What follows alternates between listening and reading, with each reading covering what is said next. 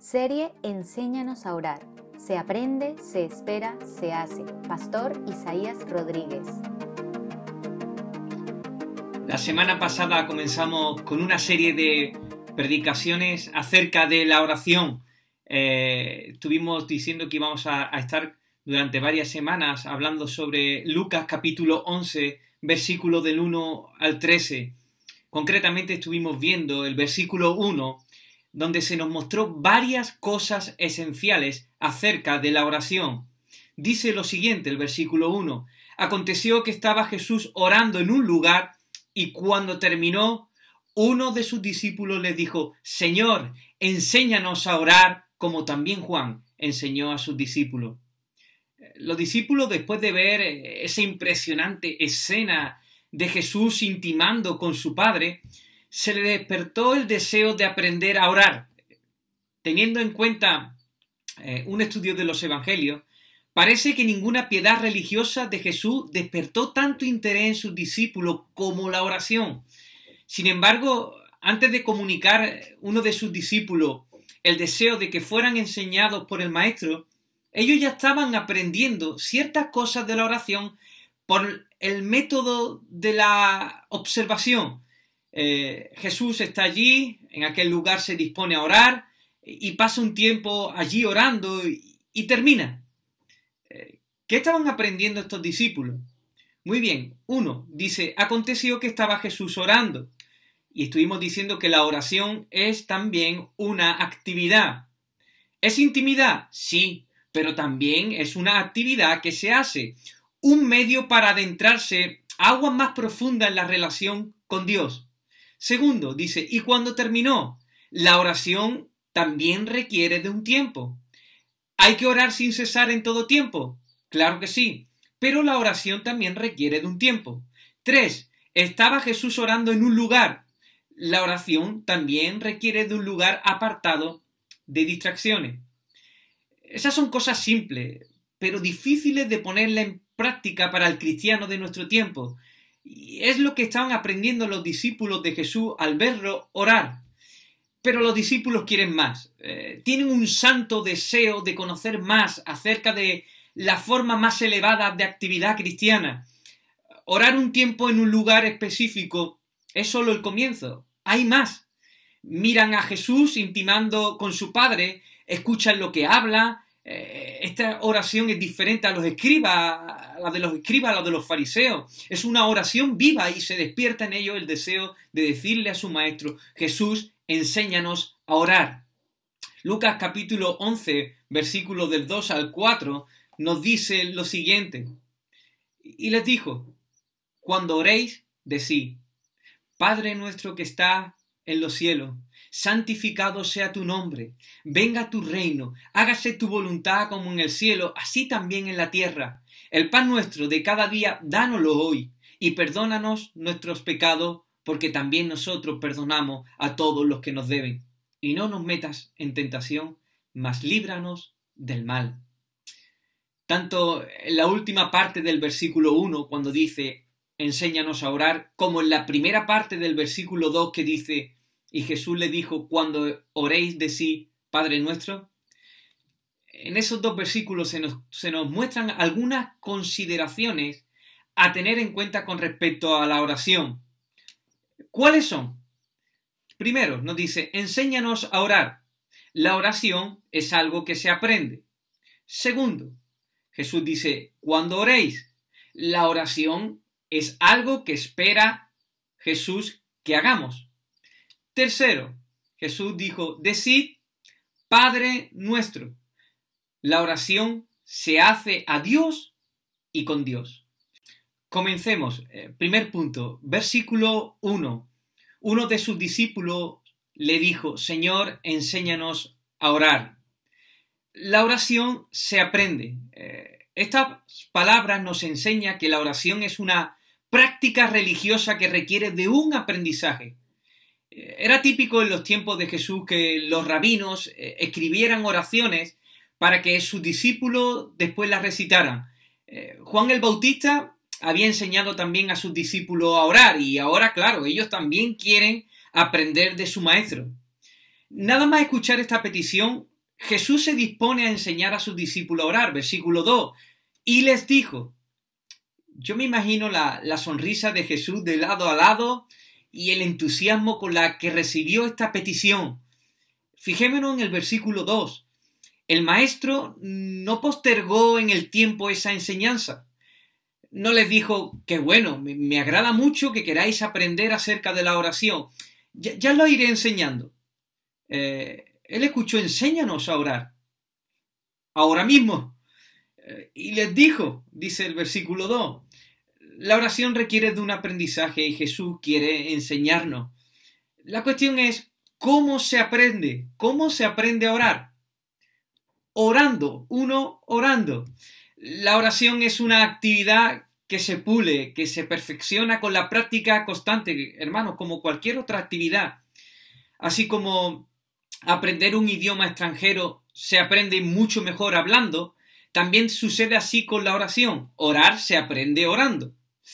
Hay un autor llamado Andrew Murray, autor del libro Escuela de la Oración, que escribió esto.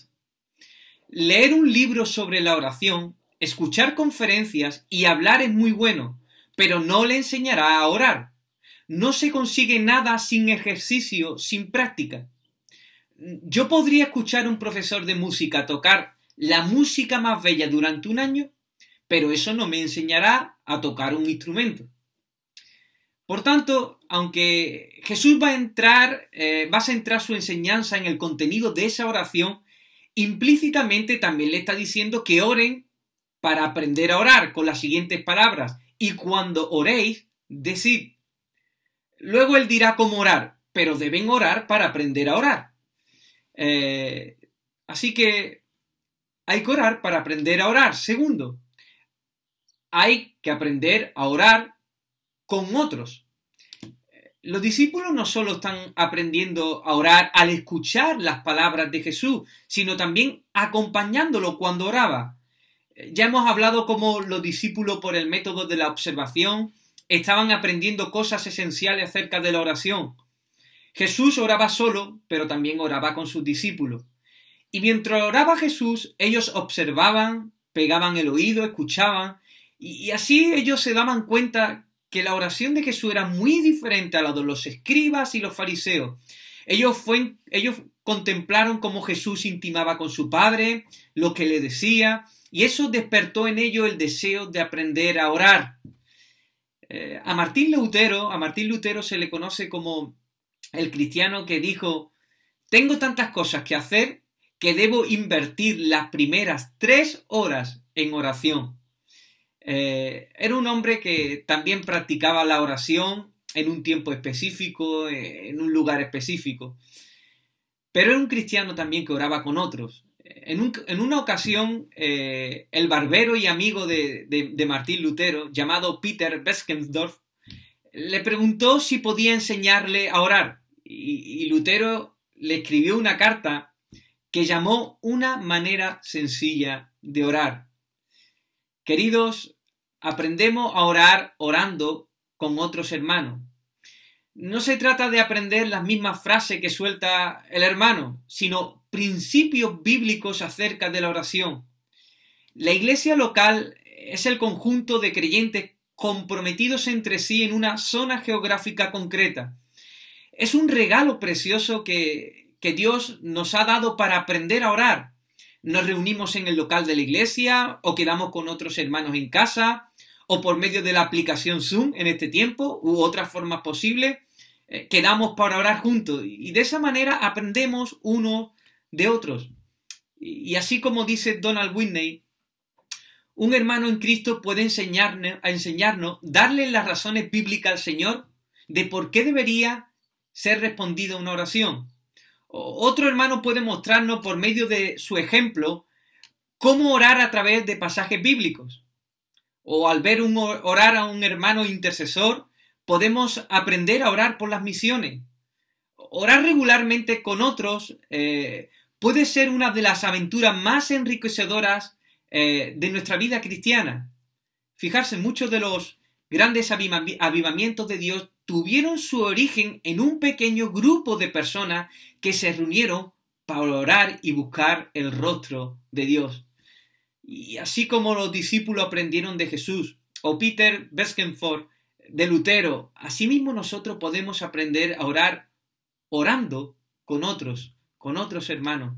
Y Dios en su gracia nos ha dado, entre otras cosas, el pertenecer a una comunidad de creyentes. Y en esa diversidad de hermanos que componen la Iglesia del Señor, se nos presenta una extensa carrera de aprendizaje de principios acerca de la oración. ¿Quieres aprender a orar? Ora, mi hermano, ora y ora con otros también. Tercero, hay otras formas para aprender a orar. La oración también se aprende directamente a través de las enseñanzas habladas al respecto de este tema. Jesús enseñó con su ejemplo, pero también por medio de palabras proclamadas, como vemos en este pasaje de Lucas. Jesús sabía que su enseñanza del Padre Nuestro se iba a recoger como registro bíblico para poder estudiarla y aprenderla por los creyentes de todos los tiempos. Aún así no debemos limitar las enseñanzas acerca de la oración con respecto a las palabras de Jesús. La Biblia entera contiene un manantial de principios para aprender acerca de la oración. Hay un banquete, hermanos, de enseñanza para hartarte de aprender a orar y crecer en este área. Por tanto, toma la palabra del Señor. Mira las oraciones de los personajes bíblicos, los énfasis que dan ellos a la persona de Dios.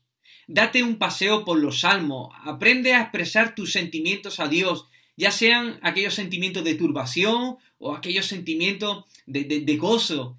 Aprende la sinceridad que tenían los salmistas al expresarse a Dios. Observa cómo en medio de las amenazas que tuvieron la iglesia primitiva, se reunían todos y unánime alzaron su voz para hablar al Dios soberano. Hermano, echa un ojo a Efesios y mira el ruego de Pablo por los creyentes de Éfeso y ora de la misma forma por tu iglesia. O únete al Espíritu y a la esposa en Apocalipsis y di, ven, ven, Señor Jesús. Hay mucho, hermano, más para aprender. Hay mucho más para profundizar. Hay mucho más para crecer en la oración. Mucho más conocimiento para intimar más y mejor con Dios. Así que ora, hermano. Ora. Ora. Ora con otros y ora con la Biblia. Pasemos al segundo punto, versículo 2. Y les dijo, cuando oréis. Estas simples palabras muestran que Jesús espera de nosotros que oremos. Cuando oréis. No es la única vez que dice estas mismas palabras o palabras parecidas. En Mateo 6:5 dice, cuando ores. En Mateo 6:6, pero tú cuando ores. Mateo 6:7, cuando ores. Mateo 6:9, ora de la siguiente manera. En Lucas 11:9, y así que les digo, sigan pidiendo, sigan buscando, sigan llamando. Lucas 19:1, Jesús les contó una historia a sus discípulos para mostrarles que siempre debían orar. Jesús da por sentado que vamos a orar, o al menos eso es lo que espera de nosotros como creyentes. La oración es un llamado de parte del Rey Jesús, pero más que sentir una obligación o una carga pesada, al entender que la oración es la voluntad de Dios y es buena, y que su amor por nosotros es inagotable, esto debería motivarnos aún más a orar, sabiendo que lo que nos espera es algo maravilloso. Hay algo innato en el ser humano. Nos gusta complacer a los demás. Y suele pasar que cuanto más posición, más autoridad, más fama o más influencia posea esa persona, se hace como más fácil agradarla. Por desgracia, nos suele ser más fácil hacer un favor a nuestro jefe que al necesitado que está pidiendo en el centro del pueblo. No es lo mismo complacer a alguien que admiramos más que a otro que no creemos que nos aporta nada a nuestro currículo. Ahora bien, quiero preguntar, ¿hay alguien mejor que Jesús para complacer? ¿Hay alguien más poderoso, con más autoridad y más distinguido que Él? ¿Hay alguien mejor que Jesús para sacarle una sonrisa o darle un beso? Queridos, el mismo llamado de oración es la oportunidad para complacer al Rey de Reyes, de toda autoridad, al Rey con toda autoridad, pero también con todo amor. Oramos y Dios sonríe. Oramos y Dios recibe nuestro beso de amor. ¿Qué pasaría si Jesús se te presentara ahora mismo ahí donde estás y te dijera con ternura que espera que tú ores? ¿No te llenaría esto de amor para ser más fiel en la oración? Pues bien, cuando estamos escuchando estas palabras, cuando oréis, es como si Jesús te llamara por tu nombre y te las dijera cara a cara. Así que anímate, hermano. Haz lo que espera Jesús. Ora, ora, busca su rostro. Otra pregunta que quería hacer. ¿Pide Jesús algo por lo cual no estamos nosotros capacitados o para lo cual nosotros no estamos capacitados? Por supuesto que no. Jesús no está dando la siguiente instrucción a sus discípulos. Y cuando oréis, si es que podéis, decid Padre nuestro que está en los cielos. No, eso no dijo Jesús. Jesús no es frívolo, no es irónico. Él no juega con sus discípulos. Él no está esperando algo de ellos que sabe realmente que no puede hacer. Tampoco está pensando en que solo algunos de sus discípulos están llamados a la oración. Jesús espera que todos los cristianos oren. Todos los cristianos oren. Jesús llama a orar y espera que oren. ¿Por qué? Porque Jesús mismo es el que capacita a los suyos por medio de su Espíritu Santo para orar. Pienso que somos nosotros los que esperamos muy poco de nosotros mismos. En cierto sentido no está mal, es una realidad. Sin Cristo nada podemos hacer. Pero en otro sentido no está bien. Si minusvaloramos el poder de Cristo en nosotros. Y esto, hermanos, lo hacemos mucho. ¿Y qué es lo que sucede? Que al pretender orar sin el poder del Espíritu, sin depender de Cristo, decaemos fácilmente en esta práctica de la oración.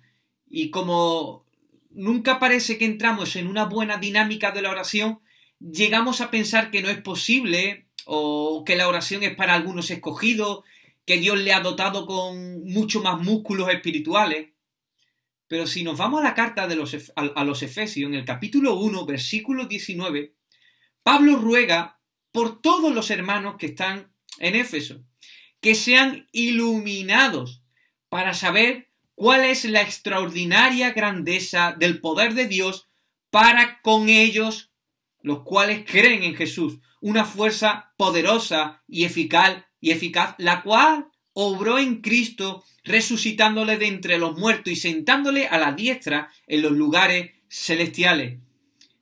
Esa misma fuerza que operó en el ministerio de Jesús, se aprende, se espera, haciéndole que predicara con denuedo, prodigios, señales, fortaleciéndole en los momentos difíciles. Ese mismo poder que actuó para resucitarle de entre los muertos es el mismo poder que opera en todos los que creen. Cuesta orar, mucho para nuestra carne. ¿Estamos capacitados para hacerlo? De sobra, de sobra. El poder de Dios está en nosotros. El poder del Espíritu Santo está en nosotros. Somos llamados a una tarea que requiere esfuerzo, que requiere diligencia, que requiere entrega, pero hay a nuestro lado un paracletos, un ayudador, que es el Espíritu Santo, Dios actuando en aquellos que creen. No centres tu mirada en ti mismo, en tus habilidades, en tu experiencia, en tu propia fuerza. Reconoce que tú no puedes, pero con Cristo todo lo puede. Mi hermano, Jesús espera que ores, pero nunca olvides que también te ha capacitado y continuará capacitándote para hacerlo. Dios no nos ha dado un espíritu de cobardía, sino de poder, de amor, de dominio propio. Así que anímate, conforta tu corazón con estas palabras y levántate en fe para orar con regularidad en el poder del Espíritu Santo. Así que ya hemos visto que la oración se aprende, que la oración se espera de todo cristiano. Y por último, tercer punto, la oración se hace a Dios y con Dios. Versículo 2. Y les dijo, cuando oréis, decid. La oración, entre otras cosas, también contiene palabras. Y ya hablaremos del contenido de la oración durante las siguientes semanas. Pero donde yo quiero colocar el acento es a quién se dirige esas palabras. Orar viene del latín orare, que significa hablar. Jesús dijo, cuando oréis, decid, Padre nuestro. Las palabras de nuestra oración deben dirigirse a Dios. Muchos dirán, obvio, Isaías. No obstante, muchas veces nuestra experiencia práctica con la oración difiere mucho acerca de lo que creemos en teoría. No siempre que oramos y pronunciamos Dios mío, Señor, nos estamos realmente dirigiendo a Él. Muchas veces la dirección de nuestras palabras no es la misma dirección que toma nuestro corazón. Jesús en el Sermón del Monte enseña a sus discípulos que no oren como los escribas y los fariseos, los cuales ellos amaban orar en pie en las sinagogas y en las esquinas de las calles para ser vistos por los hombres. Jesús les dijo, de cierto os digo que ya tienen su recompensa. ¿Cuál era el problema de estos religiosos? El problema era que los escribas y los fariseos oraban centrando la mirada en el que está orando en vez de centrarla en aquel a quien había que orar. En fin, centraban la mirada en sí mismo y no en Dios. Y a pesar de que el nombre del Señor estaba en los labios de estos religiosos, su corazón estaba muy, pero que muy lejos de Dios. Por un lado, no oraban dirigidos a Dios, sino a ellos mismos, con el simple deseo de cumplir un mandamiento y así ganarse su propia aprobación. Por otro lado, ellos oraban con el deseo de producir un efecto con sus palabras en la audiencia que escuchaban y así ser admirado por esta. ¡Wow! ¡Qué pasada! ¿Cómo ora este tío? ¡Qué hombre de oración! ¡Magníficas las palabras que usa! Eso es lo que quería producir estos escribas y fariseos, los demás. Jesús enseña a sus discípulos, decid, Padre nuestro. La oración está dirigida a Dios. Obvio, no solemos tenerlo tan claro. Muchas veces caemos en la tentación de orar con la finalidad de cumplir un simple mandamiento. Transformamos la oración en el fin en vez del medio para llevarnos a Dios. Oramos con el deseo de sentirnos bien con nosotros mismos por el hecho de que, bueno, hemos orado, pero no por el deseo realmente de estar con Dios. Mira, sentirnos bien por haber subido a una montaña para contemplar un amanecer en vez de sentirnos bien por haber contemplado el amanecer son cosas muy, muy diferentes. El primer sentimiento es un producto de lo que tú haces. El segundo sentimiento es algo que has recibido. En el primer sentimiento podríamos decir de una manera coloquial, tú te lo guisas y tú te lo comes. Y en el segundo sentimiento te sirven y tú disfrutas. ¿Qué quiero decir con todo esto? Que hacer la actividad de la oración no es lo que nos debe llenar de gozo, sino estar con Dios. Si en el esfuerzo de subir y bajar una montaña está nuestro gozo, es decir, si en la práctica de la oración está nuestro gozo, estamos llenos de orgullo, no estamos orando a Dios, lo hacemos para sentirnos bien con nosotros mismos. Y nuestras palabras tienen una dirección distinta a la de nuestro corazón. Pero si contemplar el amanecer, es decir, contemplar a Dios es tu gozo, si oras para llegar a ese punto, Tus oraciones están dirigidas realmente a Dios. Tus palabras tienen la misma dirección que tu corazón. También podemos caer en el error de los escribas y los fariseos de orar pensando en producir un efecto en los demás que nos están escuchando.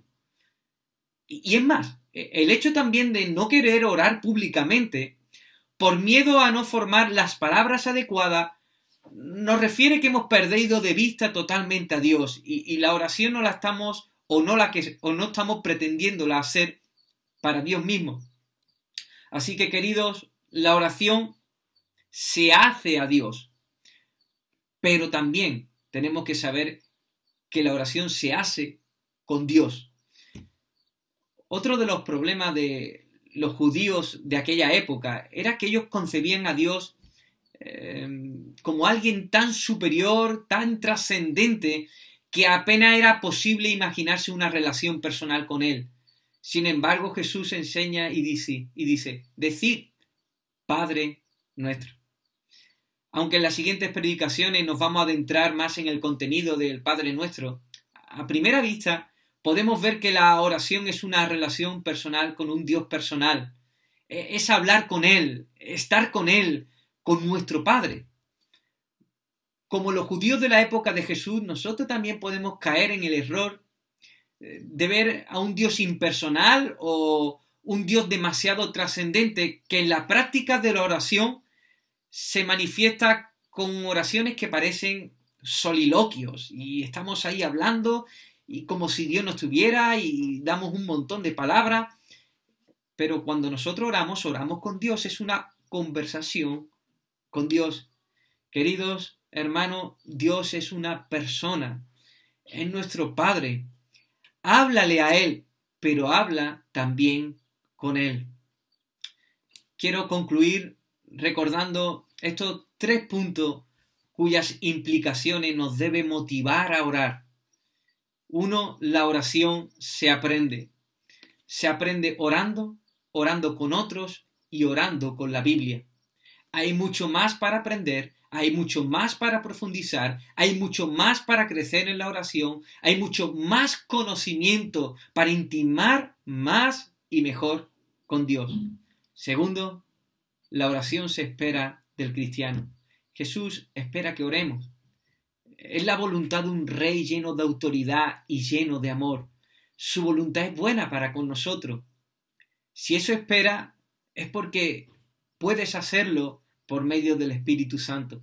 Te ha capacitado a ti, me ha capacitado a mí. Así que conforta en este día tu alma con estas palabras. Anímate, cumple con tu llamado. Entrégate a una vida de oración con regularidad y saca una sonrisa de lado a lado a Jesús. Y 3, recuerda que la oración se hace a Dios y con Dios. Olvídate de ti mismo y céntrate en Él. Él está presente cuando tú oras. Él está infinitamente entusiasmado a relacionarse contigo. Él está atento a cada gesto que hacemos, a cada palabra que pronunciamos, a cada pensamiento que tenemos. Cuando tú le estás hablando, Él no está distraído con la televisión o con el móvil o con un montón de preocupaciones en la cabeza. Dios no es como nosotros, pero sí es una persona que está entusiasmada en estar contigo y conmigo, no porque nos necesite, sino porque su entusiasmo está en hacernos bien. Y cuando oramos, ¿sabes lo que pasa? Que nos comunicamos con Él, estamos con Él, con el Dios de toda bondad, con nuestro Padre Celestial. Queridos, nunca olvidemos que Jesús no solo nos enseña a orar al Padre, sino que Él fue el camino que nos llevó al Padre. Jesús restauró la relación entre Dios y nosotros por medio de su muerte en la cruz del Calvario. Y este hecho debería ser la mayor motivación para que cada día, por medio del Espíritu Santo, a través de Jesús, oremos a nuestro Padre que está en los cielos. Que el Señor os bendiga.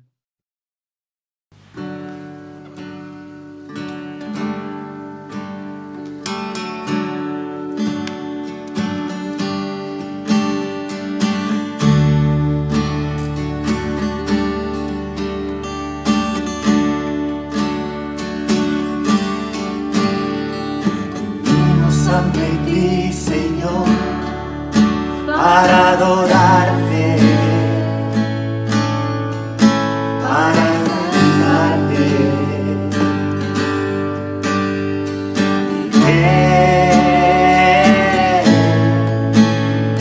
Venimos ante ti, Señor, y a tributarte toda la gloria.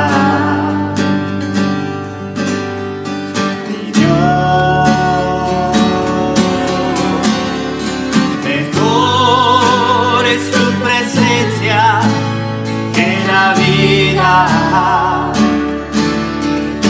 Es un deleite contemplar tu hermosura. Estar rodeado de tu santidad y amor. Tu presencia es lo mejor.